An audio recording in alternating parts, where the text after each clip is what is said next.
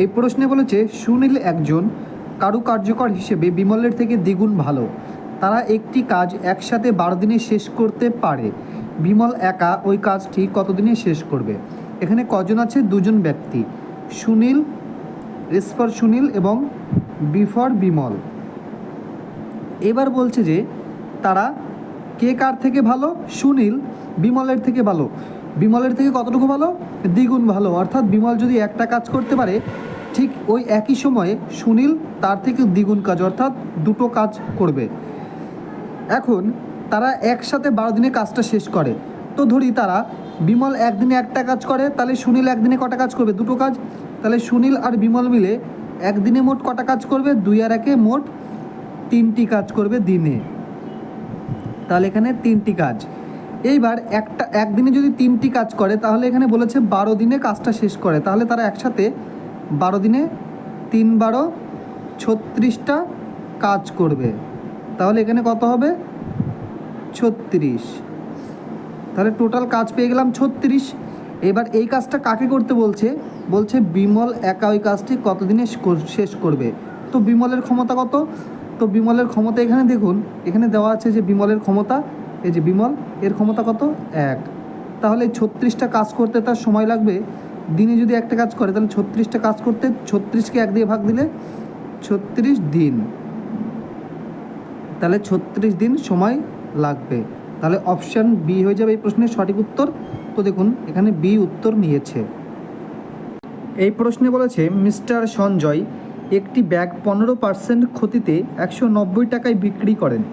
কত টাকায় ব্যাগটি বেচলে 15% লাভ হবে? তো দেখুন একটা ব্যাগ সে 1190 টাকায় বিক্রি করেছে। তো 1190 টাকায় বিক্রি করছে মানে কি, আমি লিখলাম 1190। এইবার এই বিক্রয় মূল্যটা পার্সেন্টেজে কত?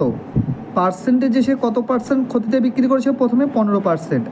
অর্থাৎ সে যদি 100 টাকায় কিনে থাকে, তাহলে সে বিক্রি করেছে 15% কমে, তার মানে সে বিক্রি করেছে 85 টাকায়। তাহলে এটার মানই হচ্ছে 85। এইবার বলছে যে কত টাকায় বেচলে 15% লাভ হবে। যেহেতু 100 টাকায় তার কেনা, তাহলে তাকে লাভ করতে গেলে এই 100 টাকার জিনিসটি বিক্রি করতে হবে 115 টাকায়, তবেই তার 100তে 15 টাকা লাভ হবে। তাহলে অ্যাকচুয়ালি 115% বিক্রয় মূল্য হচ্ছে। তাহলে আমার এই 15% দিয়ে 115% বার করতে হবে। এবার ক্যালকুলেশন করলে উত্তর বেরিয়ে যাবে। 5 17 85, 5 23 115, 7 দিয়ে 17 কাটলে 119, একটা শূন্য। এবার এই 70 আর 23 গুণ করলে আমাদের উত্তর বেরিয়ে যাবে। তাহলে 70 গুণ 23 মানে হচ্ছে 3 7 21, 1 হাতে 2, 7 দুগুণে 14 আর 2 16 আর একটা শূন্য, অর্থাৎ 1610 টাকা হয়ে যাবে এই প্রশ্নের সঠিক উত্তর। অর্থাৎ অপশান ডি হয়ে যাবে সঠিক উত্তর। এই প্রশ্নে বলছে মিস্টার মুরালি 8500 টাকা 5% বার্ষিক চক্রবৃদ্ধি সুদের হারে ধার করেন। 2 বছর পর চক্রবৃদ্ধি হারে সুদের পরিমাণ কত হবে?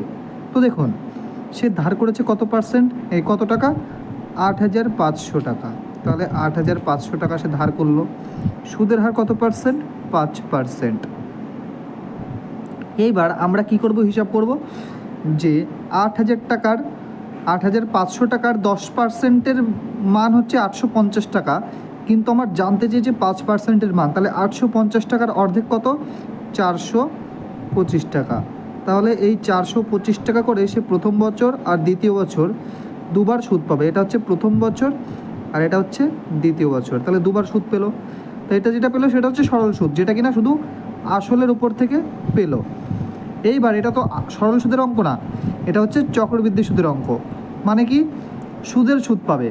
প্রথম বছর যেই টাকাটা সে সুদ পেয়েছে 425 টাকা, এই 425 টাকা তো সে তোলেনি, তাহলে সেই টাকাটা দ্বিতীয় বছর গিয়ে তুলছে। মানে কি? এই টাকার উপরে একটা 5% সুদ পাবে। তাহলে এই টাকার 5% কত? 42 টাকা 50 পয়সা হয় 10%, তাহলে 5% কত হবে? 21 টাকা 25 পয়সা। তাহলে এই 21 টাকা 25 পয়সা পাবে দ্বিতীয় বছরে গিয়ে। তাহলে এখন আমরা এই পর্যন্ত হিসাব করব। এই পর্যন্ত হিসাব করলে আমাদের টোটাল টাকা কত হচ্ছে? 425 মানে 850 প্লাস 21 টাকা 25, তাহলে মোট সুদ কত হচ্ছে? 850 আর 21 মানে 871 টাকা 25 পয়সা। তাহলে মোট সুদ টাকা দিতে হবে 871 টাকা 25 পয়সা, মানে option B is the correct answer. তো এখানেও বি নিয়েছে।